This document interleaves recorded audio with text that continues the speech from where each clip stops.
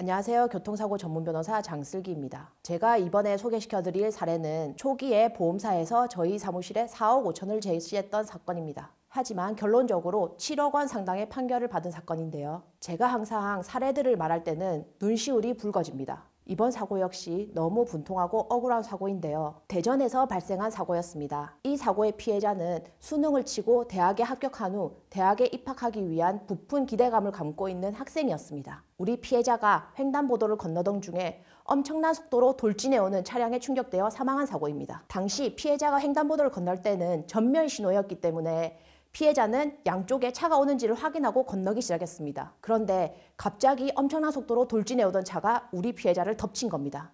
그리고 현장에서 사망하게 되었습니다. 이 사고의 가해 운전자는 당시 혈중 알코올 농도 0.15%가 넘는 만취 상태였습니다. 지금도 저는 이 사고를 떠올리면 너무 가슴이 아픈데요. 당시 이 사고로 뉴스에 도배가 될 때는 부모님은 TV를 전혀 보지 못했습니다. 또한 이 사건을 저희 사무실에 맡길 때도 부모님은 직접 오시지 못했어요. 이 사고에 대해서 이야기하면 할수록 아들 생각 때문에 아무런 말씀을 하지 못했기 때문이죠. 사실 저는 음주운전과 같은 중범죄 사고에 대한 피해자의 경우에는 유가족들에게 두 번의 상처를 주지 않기 위해서 정당한 처벌과 정당한 손해배상금이 지급되어야 된다고 생각합니다. 하지만 보험사들은 자기 회사의 이익만을 생각하죠. 이 사고 당시 보험사는 부모님들에게 4억 5천만 원이라는 합의금을 제시했습니다. 4억 5천이라는 합의금보다 부모님을 실제로 더 화나게 만들었던 거는 이 사고에 대한 피해자의 과실을 20%나 잡고 그 사고에 대한 위자료를 8천만 원으로 책정한 거죠. 저희는 부모님들에게 약속했습니다.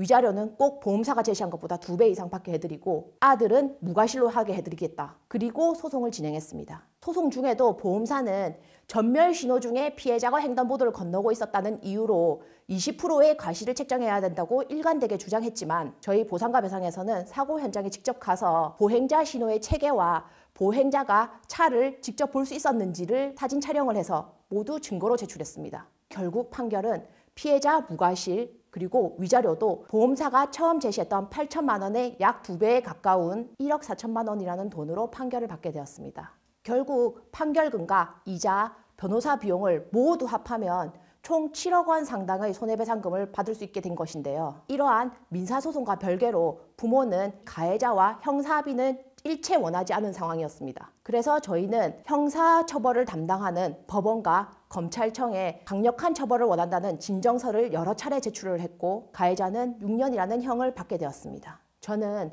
이런 음주운전 사건에 대해서 피해자를 대리해서 수많은 사건들을 진행했던 변호사로서 음주운전 사고는 경중을 떠나서 절대로 있어서는 안 되는 사고라고 생각합니다. 그리고 음주운전을 하는 사람은 잠재적인 살인마라고 생각하고 있습니다. 오늘 또 너무나 가슴 아픈 사례를 소개시켜드렸는데 이러한 사고에 대해서도 보험사는 보험금을 아끼려고 합니다. 하지만 피해자의 권리는 자기 스스로가 보호해야 됩니다. 그 권리를 보호하는 데 있어서 교통사고 전문 로펌 보상과 배상이 늘 함께하도록 하겠습니다.